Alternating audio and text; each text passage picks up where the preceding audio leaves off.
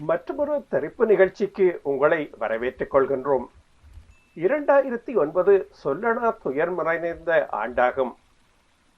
அதிலிருந்து 2 ஆண்டுகள் கடந்துவிட்டன. மாற்றம் வரும் என்னும் எதிர்பார்ப்பு தொடர்ச்சியாக காணப்படுகின்றது. ஆனால் மாற்றம் என்பதற்கு பதிலாக ஆட்சியாளர்களுடைய மாற்றம்தான் தொடர்ச்சியாக ஏற்பட்டிருக்கின்றன. மஹிந்த ராஜபக்ச தோல்வியடைந்த போது நல்லாட்சி காலத்தில் மாற்றம் வரும் என்னும் நம்பிக்கை துளிர்விட்டது. சிங்கள மக்களினால் தெரிவு செய்யப்பட்ட ஜனாதிபதி ஒருவர் சிங்கள மக்களினாலேயே விரட்டியடிக்கப்பட்ட போது அறகலைய போராட்டம் நம்பிக்கையை மீண்டும் துளிர்விட ஆரம்பித்தது.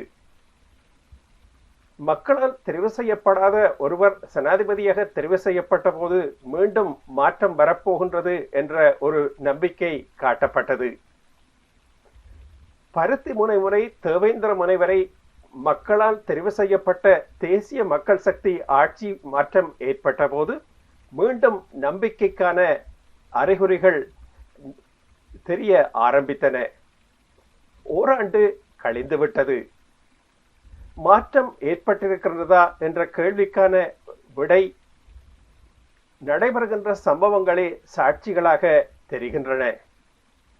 இத்தகைய காலகட்டத்திலேயே சமகால அரசியல் தொடர்பில் பேசுவதற்காக சமூகத்தை கூர்ந்து கவனித்து வருபவரும் கல்வியாளருமான கலாநிதி சானா அறிவழகன் அவர்களை இன்றைய தெரிப்பு நிகழ்ச்சிக்கு அழைத்து வந்திருக்கின்றோம். முதலில் அவரை நிகழ்ச்சிக்கு வரவேற்றுக் கொள்கின்றோம். வணக்கம் ஐயா. வணக்கம் அண்ணா. வணக்கம் சொல்லுங்க அண்ணா. முதலிலே தேசிய மக்கள் சக்தி ஆட்சிக்கு வருவதற்கு முன்னர் நீங்கள் கொண்டிருந்த நம்பிக்கைக்கும் ஓராண்டு கழிந்த பின்னர் என்று இருக்கக்கூடிய காலகட்டத்தையும் தொடர்புபடுத்தி சொல்லுங்களேன் சுருக்கமாக. நாங்கள் தேசிய மக்கள் சக்திக்கு ஆதரவளித்ததுக்கான நோக்கங்கள்ல ஒன்று, யாழ்ப்பாணத்துல தமிழ் தேசிய அரசியல் கட்சிகள் மக்களை மையப்படுத்திய அரசியலை செய்யாமல் அவர்கள் தொடர்ச்சியாக ஒரே விஷயத்தை திருப்பி திருப்பி கூறிக்கொண்டு வந்தார்கள். அது தொடர்பாக நான் விளக்கமாக கதைக்க வேண்டும். நான் முதலில் இந்த கேள்விக்கான பதிலை சொல்லிவிட்டு அதை சொல்லாமல் நினைக்கிறேன். அந்த வகையிலே இளைஞர்களின் வெளியேற்றம் என்பது யாழ்ப்பாணத்திலே ஒரு பெரிய பிரச்சனையாக இருந்தது. யாழ்ப்பாணத்தை முக்கியமாக படித்த இளைஞர்கள் வெளியேறி கொண்டிருந்தார்கள். எங்களுடைய குடிச்சத்தை குறைவடைந்து கொண்டே சென்றது. அது முதல்ல நிறுத்தப்பட வேண்டும். அவ்வாறு இப்ப சுவர் இல்லாமல் சித்திரம் பெற முடியாதானே. அப்ப மக்கள் இந்த இடத்தை விட்டு வெளியேறினால் இப்ப இந்த போராட்டம் அப்ப அது நிறுத்தப்பட வேண்டும். அது தொடர்பான எந்த விதமான முயற்சிகள் இந்த தமிழ் அரசியல் கட்சிகள் செய்யவில்லை. அந்த வகையில தேசிய மக்கள் சக்திக்கு ஆதரவளிப்பதன் மூலம் சில பிரச்சனைகளை தீர்த்து கொள்ளலாம் என்ற எண்ணத்திலே நாங்கள் தேசிய மக்கள் சக்திக்கு ஆதரவளித்திருந்தோம். அது மாத்திரமில்லாமல் தேசிய மக்கள் சக்திக்கு ஆதரவளிப்பதன் மூலம் தமிழ் தேசிய கட்சிகள் மக்கள் நலன்ல அக்கறை இல்லாமல், நான் அந்த தேர்தல் காலத்தில் நாங்கள் குறிப்பிட்ட விடயத்தை திருப்பி குறிப்பிட்டுறேன், மக்கள் நலன்ல அக்கறை இல்லாமல் அவர்கள் போர்க்குற்ற விசாரணை, சர்வதேச விசாரணை அப்படியான சில விடயங்களை திருப்பி கூறிக்கொண்டிருந்தார்களே 16 வருடமாக இதையும் செய்யவில்லை. ஆனால் மக்கள் மிகவும் வேலை வாய்ப்பின்மை, வறுமை அப்படியான பல பாதிப்புகள் இருந்தது. அதுகளை அவர்கள் மக்கள் நலன்ல அக்கறை கொள்வார்கள் என்ற எதிர்பார்ப்பில் தேசிய மக்கள் சக்திக்கு ஆதரவளித்தோம். அந்த வகையில் ஒரு மாற்றம் இப்ப தமிழ் தேசிய கட்சிகளை ஒரு அழுத்தம் இருக்கிறது, மக்கள் நலனிலே அக்கறை கொள்ள வேண்டும் என்று.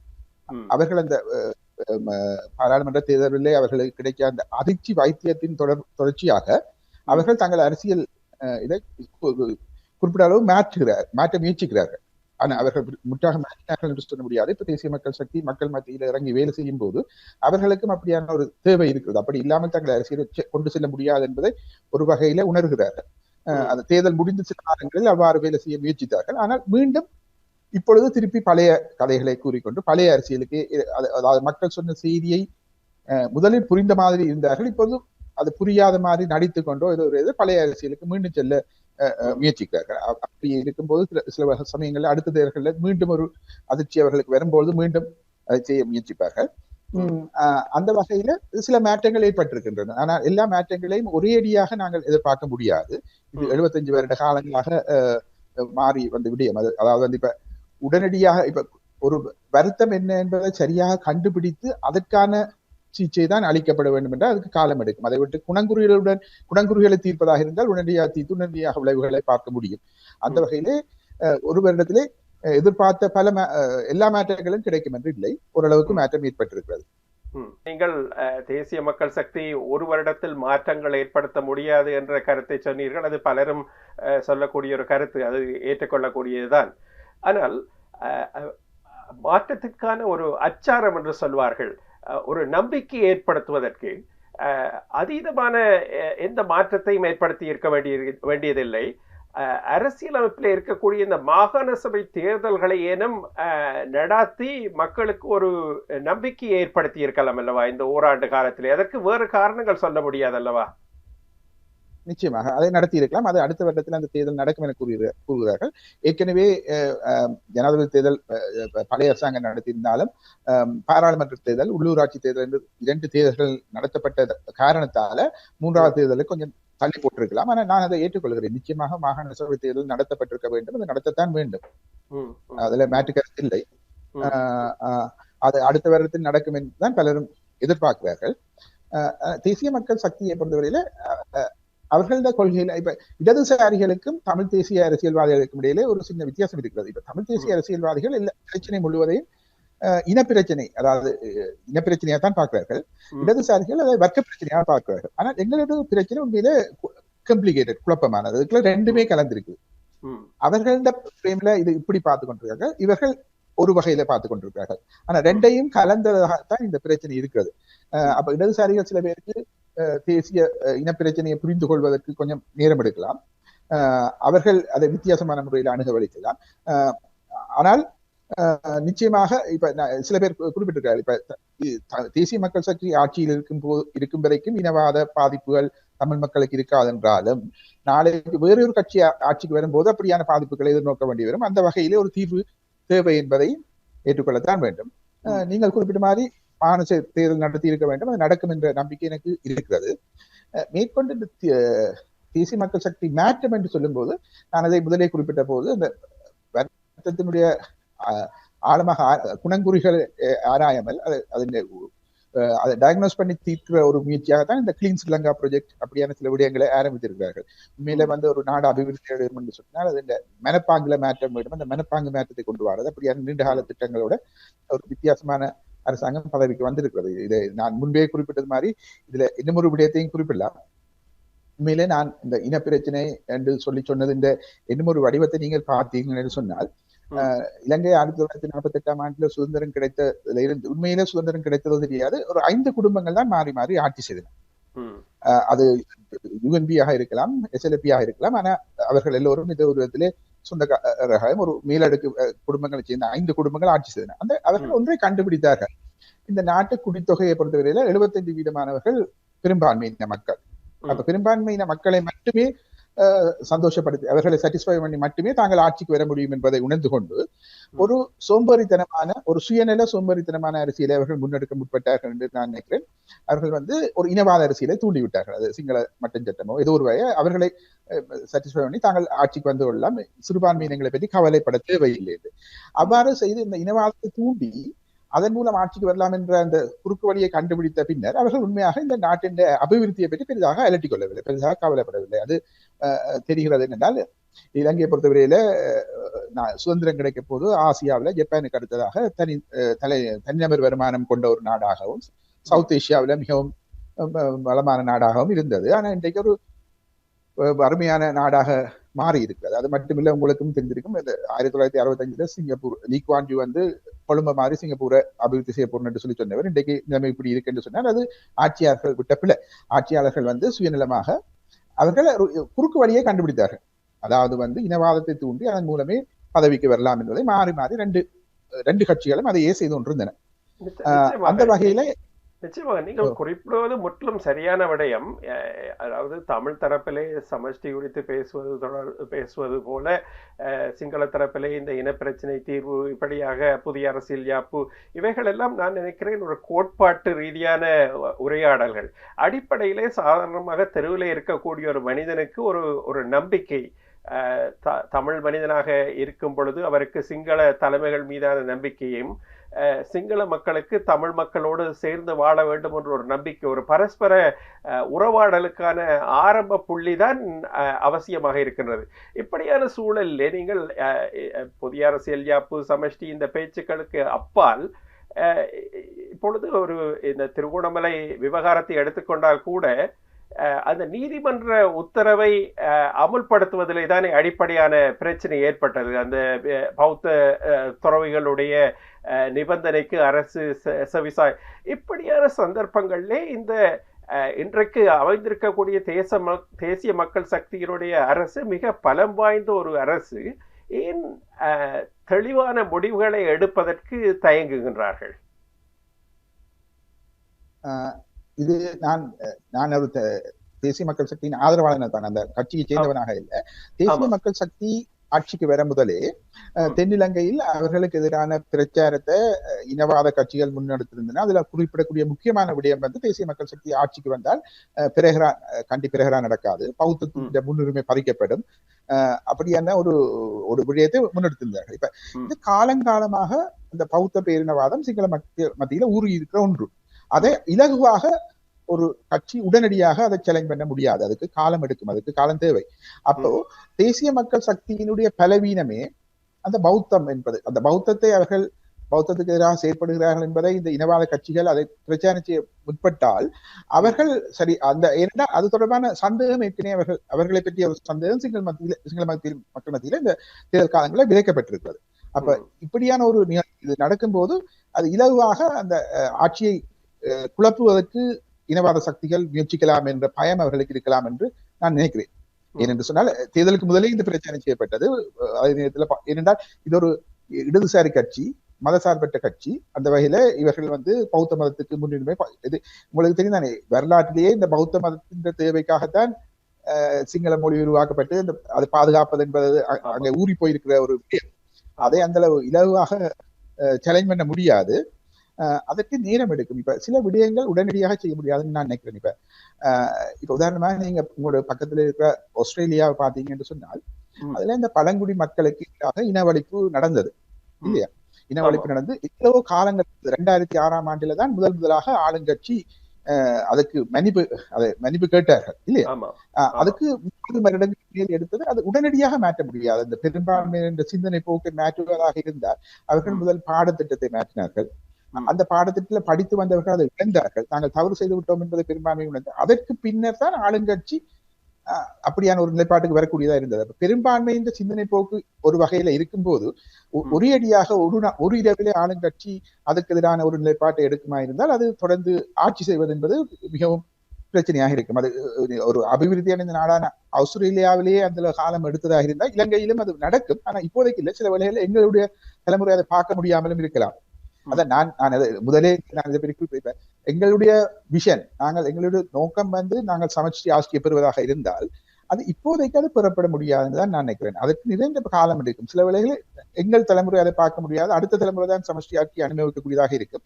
ஆனால் நாங்கள் படிப்படியாக சில தீர்வுகளை ஏற்றுக்கொண்டு படிப்படியாக பெரும்பான்மையினர் இந்த மனத்தை மாற்றுவதற்கான முயற்சிகள் செய்து அது அரசாங்கமும் செய்ய வேண்டும். அந்த இதுவரை காலம் அரசாங்கம் அதை செய்யவில்லை. இந்த அரசாங்கம் அதை செய்யும். பெரும்பாலான மக்களுக்கு சந்திரிகா முன்னெடுத்த மாதிரி அந்த வெண்தாமரை இயக்கம் மாதிரியான சில இயக்கங்களை முன்படுத்தி அவர்களுக்கு சில விடயங்களை தெளிவுபடுத்தி தமிழ் மக்களுக்கு அநீதி இழைக்கப்பட்டிருக்கு என்பதை அவர்கள் உணர்ந்து கொண்டு அவ்வாறுதான் ஒரு தீர்வை பெற்றுக் கொள்வது நடைமுறை சாத்தியம் என்று சொல்லி நான் நினைக்கிறேன்.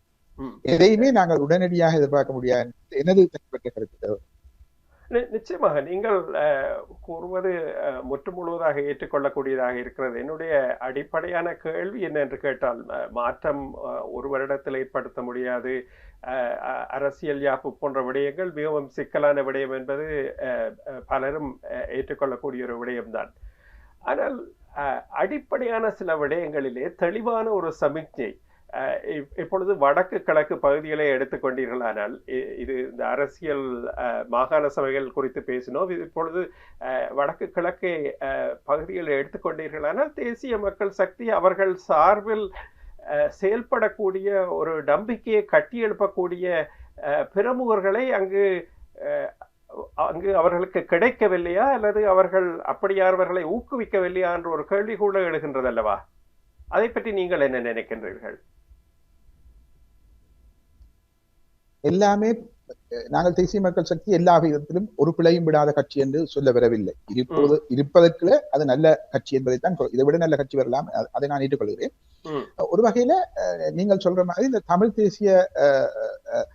தேசிய அரசியலை தான் இந்த எலைட் கம்யூனிட்டி என்ன செய்து கொண்டிருக்கிறது. இந்த சமூகத்தின் மேலடுக்கில் உள்ளவர்கள் என்ன தமிழ் தேசிய அரசியல் கட்சிகள் தான் ஆதரவளித்துக் கொண்டிருக்கிறார்கள். அப்ப சமூகத்தின் மேலடுக்கில் இந்த ஆளுமை வாய்ந்த பலர் தேசிய மக்கள் சக்தியோடு இணைவதற்கு இன்னுமே ஒரு தயக்கத்தை கொண்டிருக்கிறார்கள். அதுக்கு உதாரணம் சொல்லலாம். இப்ப தொல்லியல் திணைக்களத்துக்கு ஆலோசனை குழுவுக்கு உறுப்பினர்களை தேடும் போது தமிழ் உறுப்பினர்களை உண்மையாகவே அவர்கள் தேடினார்கள். ஆனால் யாருமே சம்மதிக்கவில்லை. அதுல நான் கூட சில பேராசிரியர்கள் விரிவாக தொடர்பு கொண்டு கேட்டபோது அவர்கள் மறுத்தார்கள். அப்ப கடைசியாக அவர்கள் அறிவு போட்டார்கள். அப்ப சமூகத்தில சாதாரண மக்கள் மத்தியில இவர்கள் அரசியல் ஈடுபட்டிருக்காங்க. இந்த இன்னுமே உயரடுக்கில் இருக்கிறவர்கள் ஒரு தயக்கம் இருக்கிறது. அவர்களை பொறுத்தவரையில சமூக அங்கீகாரம் அப்படியான சில பிரச்சனை என்ன, காலங்காலமாக இந்த விடயத்தை தான் பத்திரிகைகளும் சரி மேலடுக்கு ஆக்களும் கதைத்துக் கொண்டிருக்கிறது. தமிழ் தேசிய அரசியல் செக்கு மாடு மாதிரி ஒரே விஷயத்தை திருப்பி திருப்பி சொல்லிக் கொண்டிருக்கும் போது அதை விட்டு கொஞ்சம் வித்தியாசமாக வருவதற்கான தயக்கம் எல்லாரிடமும் இருக்கிறது. அந்த வகையில ஆளுமையான சிலவர்கள் இணைந்து கொள்ளவில்லை என்பதை நான் ஏற்றுக்கொள்கிறேன். அதாவது வடக்கில் இல்லை, நான் கேட்ட கேள்விக்கு ஒரு நல்ல ஒரு உதாரணத்தை சொல்லலாம் என்று நினைக்கின்றேன். இப்ப வடக்கு மாகாணத்திற்கான ஆளுநராக நியமிக்கப்பட்டிருக்கிறவர் தமிழ் மக்களுடைய நம்பிக்கையை கொண்டு ஒருவரை தேசிய மக்கள் சக்தி அரசாங்கம் நியமித்திருக்கின்றது. அது ஒரு ஆரோக்கியமான மாற்றம். ஏனென்றால் மக்கள் மனங்களிலே அவர் ஒரு அரசியல் சாராமல் நடுநிலையாக செயற்படுவதான ஒரு நம்பிக்கை பெருவெட்டிலாவது காணப்படுகின்றது. அப்படியான மாற்றங்களை இப்ப தேசிய மக்கள் சக்தி பல விடயங்களிலே வடக்கு கிழக்கிலே தம்முடைய செயற்பாடுகளை ஆரம்பித்திருக்கிறார்கள். ஏன் அவர்களினால் நீங்கள் தமிழ் அரசியல் கட்சி பிரமுகர்களை பற்றி குறிப்பிட்டீர்கள். இளையவர்களை ஏன் அவர்களால் முன்னிறுத்த முடியவில்லை, அல்ல முன்னுக்கு கொண்டு வர முடியவில்லை? அண்மை காலங்களிலே பார்த்தால் கூட திரு கபிலன் அவர்கள் இந்த புயல் காலத்திலே மிக முன்னின்று பல விடயங்களிலே செயற்பட்டதை ஒரு விடயத்தை அவதானிக்கக்கூடியதா இருந்தது. அப்படியாக கொண்டு வருவதற்கான முயற்சிகளை செய்கின்றார்களா? அவர்கள் செய்கின்றார்கள். நீங்கள் குறிப்பிட்ட போது இந்த கவர்னர் ஒரு நல்ல ஒரு அப்பாயின்மெண்ட், யாழ்ப்பாண பல்கலைக்கழக பேரவை ஒரு நல்ல ஒரு பேரவையை நியமித்திருக்கிறார்கள். அப்படியான சில நியமனங்கள் திணைக்களத்தில் நல்லவர்களை நியமித்திருக்கிறார்கள். அது ஒன்று. இரண்டாவது, கபிலன் அரசியலுக்கு வந்தார், அவர் துணிந்து வந்தார். ஆனால் சமூக ஊடகங்களில் அவர் மீதான மிக மோசமான தாக்குதல்களை இந்த தமிழ் தேசிய சக்திகள் தொடுத்திருந்தன. அவற்றையெல்லாம் தாங்கிக் கொண்டுதான் அவர் மீது, அவரது குடும்பம் மீது எல்லாம் மோசமாக தாக்கினார்கள். அதையெல்லாம் தாங்கிக் கொண்டுதான் அவர் அரசியலுக்கு வந்திருக்கிறார். அது ஒரு அப்படியான ஒரு பயத்தை அவர்கள் உருவாக்கி வைத்திருக்கிறார்கள். இப்ப கபிலனை போல இன்னும் ஒருவர் அந்த அரசியலுக்கு வந்தால் அவர் இதையெல்லாம் எதிர்கொள்ள வேண்டும். அது ஒரு அச்சுறுத்தல். அந்த அச்சுறுத்தல் பயத்திலேயே பலரும் இணைந்து கொள்ள தயங்குவார்கள். ஆனா முடிவாக எதிர்கொண்டு வந்து செயற்பட்டுக் கொண்டிருக்கிறார். இப்ப அவர் மீதான தாக்குதல்கள் கொஞ்சம் குறைவடைந்திருக்கு. ஆனா முதல் தொடக்கத்திலே நீங்கள் பார்த்திருந்தீங்கன்னா அவரும் மிகவும் மனம் வருந்தினார். மிகவும் மோசமான தாக்குதல்களை தனிப்பட்ட ரீதியில் அவர் மீது தொடுத்திருந்தார். நீங்கள் தமிழ் கட்சிகள் தொடர்பில் கூறிய கருத்துக்கள் பரவலாக ஏற்றுக்கொள்ளப்பட்டது. அதை நானும் நீங்களும் பேசுவதற்கு அப்பால் தமிழ் மக்களுடைய வாக்களிப்பு கூட அதனை உறுதி செய்திருக்கின்றது.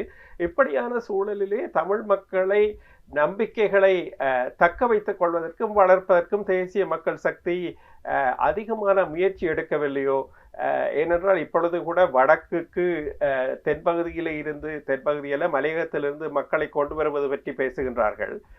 தேசிய மக்கள் சக்தி கூட வடக்கிலிருந்து ஒரு தமக்கு நம்பிக்கையான ஒரு தலைவரை நியமிக்க முடியாமல் மலையகத்திலிருந்து தானே ஒருவரை கொண்டு நியமித்திருக்கின்றார்கள். அது கூட ஒரு நெருடலை அல்லவா ஏற்படுத்துகின்றது. அதாவது தனிப்பட்ட முறையில் திரு சந்திரசேகரன் குறித்த கருத்து அல்ல, அந்தந்த மக்களோடு ஊடாடுவதற்கு அந்த மக்கள் அந்த பிரதேசத்தில் உள்ளவர்களை மூலம் ஊடாடுவது அதிகம் பயன் தரும் என்று நீங்கள் நினைக்கவில்லையா? நிச்சயமாக அதிக பயன் தரும். அந்த வகையிலே அவர்கள் தங்களுடைய கட்சியுடன் நீண்ட காலமான உழைத்தவர்களை அந்த வகையில வடக்கிலே அவர்கள் இந்த கட்சி எஸ்டாப்ளிஷ் பண்ணப்பட்டு இருக்கவில்லை. அந்த வகை ஆனபடினால ஆனால் இப்பொழுது அதை வளர்த்து கொண்டு வருகிறார்கள். எதிர்காலத்திலே அவர்கள், நான் நினைக்கிறேன், வடக்கில் இருந்து ஒரு தலைவரை கண்டெடுப்பார்கள் என்று நினைக்கிறேன். இன்னும் ஒரு விடயம், நான் ஒரு முக்கியமான விடயத்தை நாங்கள் முன்பும் குறிப்பிட்டிருந்தோம். நாங்கள் தேசிய மக்கள் சக்தியின் உறுப்பினர்கள் அல்ல, அதுக்கு ஆதரவளிப்பவர்கள். அப்படித்தான். அப்ப அந்த மாதிரி தேசிய மக்கள் சக்தி சார்பில் அவர் ஏன் இந்த தலைவரை நியமித்திருக்கிறார்கள், அவர்கள் நியமனங்கள் தொடர்பாக நானும் ஒரு வழியார் அப்படித்தான் நான் எதிர்பார்ப்புதான். இப்ப எங்களுடைய நிலைப்பாடு தான். இப்போ இருக்கின்ற கட்சிகள்ல தேசிய மக்கள் சக்தி சரியானது, அதை ஆதரிக்கிறோம். இதை விட ஒரு நல்ல கட்சி வருமாக இருந்தால் நாங்கள் நிச்சயமாக ஆதரிப்போம். ஆனா இப்பொழுது இருக்கும் இவர்கள் தான் சிறந்த தெரிவென்ற வகையில நாங்கள் எங்களுடைய ஆதரவை தெரிவித்திருந்தோம். அவர்களுடைய நியமனங்கள் அதை குறித்து நாங்களும் உண்மையில கருத்து சொல்ல முடியாத நிலையில தான் இருக்கிறோம். அது உண்மையில அந்த கட்சியின் உறுப்பினர்கள் தான் இது தொடர்பாக கருத்து கூறக்கூடியதாக இருக்கிறது. நிச்சயமாக தேசிய மக்கள் சக்தியை பொறுத்தவரை உங்களை போன்ற சமூகத்தை கூர்ந்து அவதானிப்பவர்களும் நியாயமான விடயங்களை சொல்லக்கூடியவர்கள் தொடர்பிலும் அவர்கள் உங்களுடைய அனுபவங்களையோ உங்களுடைய அவதானிப்புகளையோ கேட்டு பெற்றுக் கொள்கின்றார்களா? அது தொடர்பில் ஒரு ஆர்வம் அவர்களிடம் இருக்கின்றதா? அவர்களிடம் ஆர்வம் இருக்கின்றது. ஆனா நாங்கள் உண்மையிலே அவர்கள் ஆட்சியில் இருக்கிற கட்சியுடன் அதிகமாக இணைந்து போவதற்கும் நாங்கள் போகவில்லை. நாங்களும் ஒரு அளவிலே அவர்களுடைய ஆதரவாளர்தான் இருக்கிறோம். உண்மையிலே நான் திருப்பியும் இதை சொல்றதுக்கு நினைக்கிறோம், நான் தேசிய மக்கள் சக்தியின் ஆதரவாளர் இல்லை. உண்மையிலே என்ன பொறுத்தவரையில் நான் அவர்களுக்கு ஏன் ஆதரவளித்தேன் என்பதையும் நான் இந்த விதத்துல சொல்லாமல் நினைக்கிறேன். 2015ஆம் ஆண்டுல நல்லாட்சி அரசாங்கத்துக்கு ஆதரவாக நாங்கள் செயல்பட்டோம். நல்லாட்சியை நாங்கள் எங்களது பல்கலைக்கழக ஆசிரியர் சங்கங்களின் சம்மேளனத்தின் ஒரு உபதலைவராக நான் இருந்தேன். நாங்களும் செயல்பட்டு நல்லாட்சி மீது ஒரு பெரிய நம்பிக்கை வைத்து நாங்கள் அந்த மாற்றம் வந்த போது, ஆனால் நல்லாட்சி தோல்வியடைந்தது தொடர்ச்சியாக. அந்த நேரத்தில் எங்களுக்கு என்ன பொறுத்தவரை எனக்கு இருந்த ஒரு தெரிவாக மக்கள் விடுதலை முன்னணி தான் இனி அடுத்த தெரிவு என்று நான் எனக்குள்ளே இருந்தேன். அப்பொழுது அவர்கள் NPP என்பதை 2009 ஆரம்பித்த போது அது எங்களுக்கு அதுதான் நாட்டுக்கு எதிர்காலத்திலே சரியான ஒரு தெரிவு, சரியான ஒரு கட்சி என்று நினைத்து 2009 இருந்து அவர்களை ஆதரித்துக் கொண்டிருக்கிறோம். 2009 ஜனாதிபதி தேர்தலின் போதும் அவர்களுக்கு ஆதரவாக நான் சும்மா உள்ள பிரச்சாரங்கள் செய்திருந்தேன். ஆனால் இந்த ஜனாதிபதி தேர்தலின் போது ஒரு வெற்றி வாய்ப்பு இருக்கிறது என்பதை கணித்து நாங்கள் பல்கலைக்கழகத்தில் சில ஆசிரியர்கள் ஒரு நாள் கூடி இதை பற்றி, இதுதான் உண்மையில நடந்த கதை, நாங்கள் ஒரு அறிக்கை விடலாம் என்று தீர்மானித்து நாங்கள் ஒரு 4-5 பேர் அதை பற்றி முதல்ல ஆலோசித்தோம். அதன் தொடர்பாக ஒரு 15 பேர் கையெழுத்து ஒரு அறிக்கையை விட்டோம். அந்த அறிக்கை விட்ட போது எங்கள் மீதான தனிப்பட்ட தாக்குதல்கள் நடந்தது. அந்த தாக்குதல்கள் தான் எங்களை ஒரு வகையில் தேசிய மக்களின் சக்தியை நோக்கி தள்ளிவிட்டது என்று சொல்லலாம்.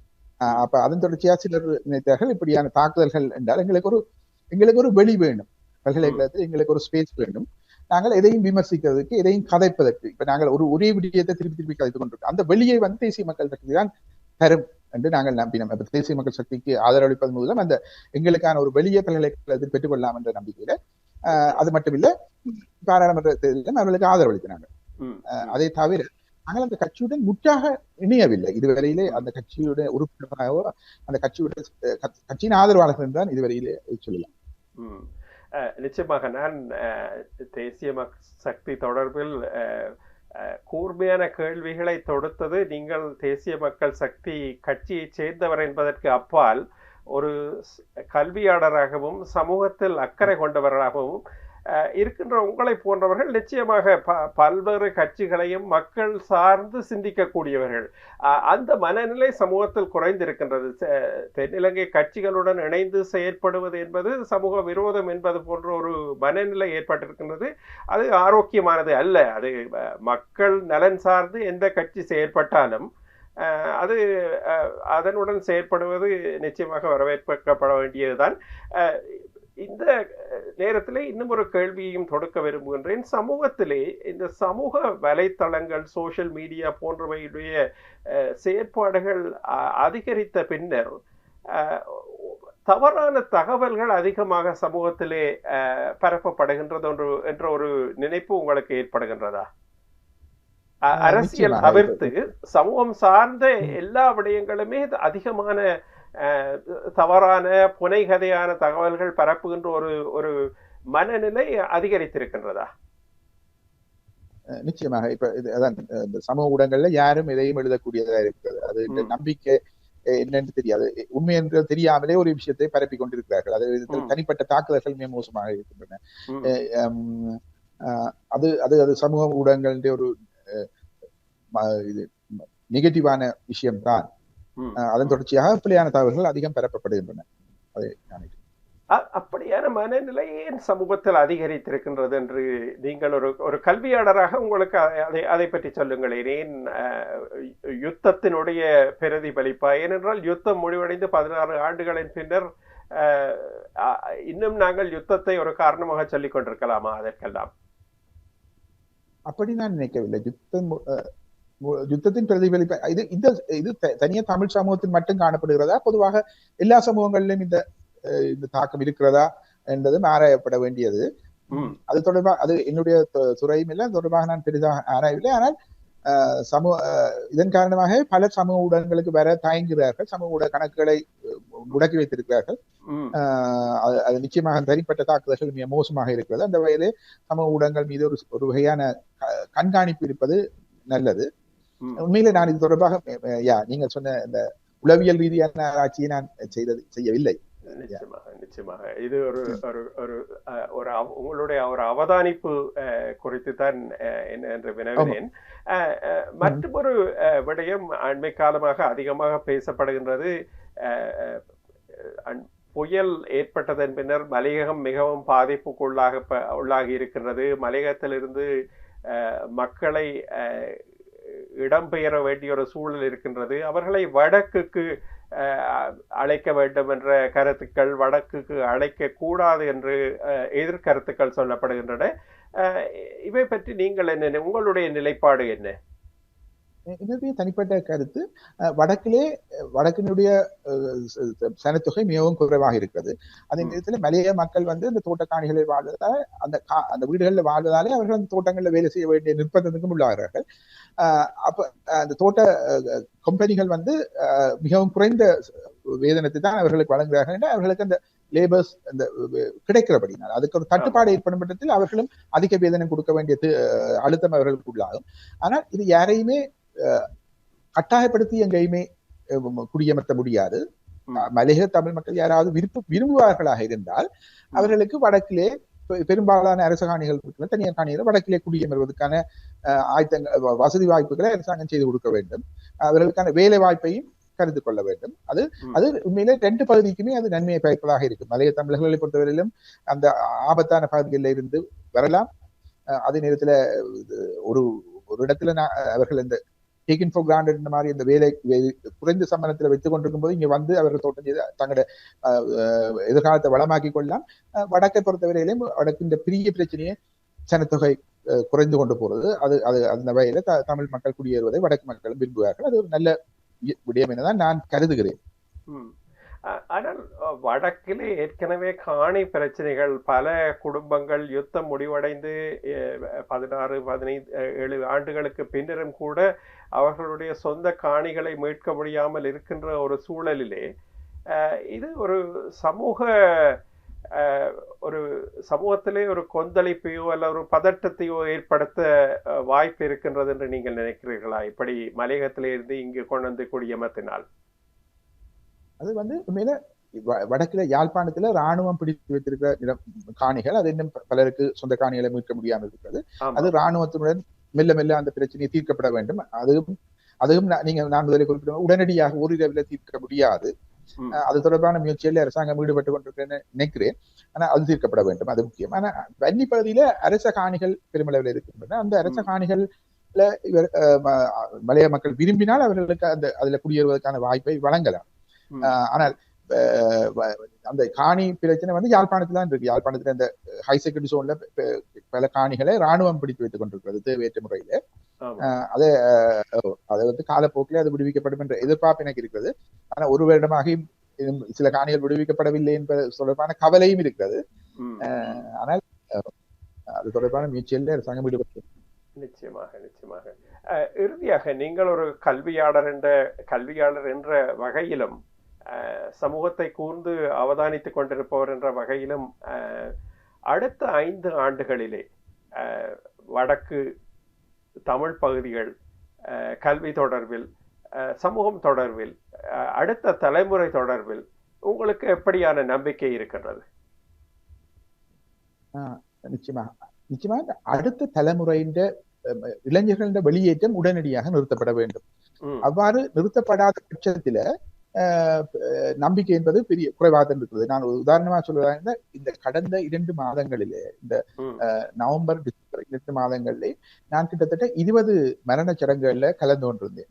இந்த ம், 20 மரணச் சடங்குல பெரும்பாலான 90% மரணச் சடங்குகள் வயது முதிர்ந்தவர்களின் மரணங்கள்.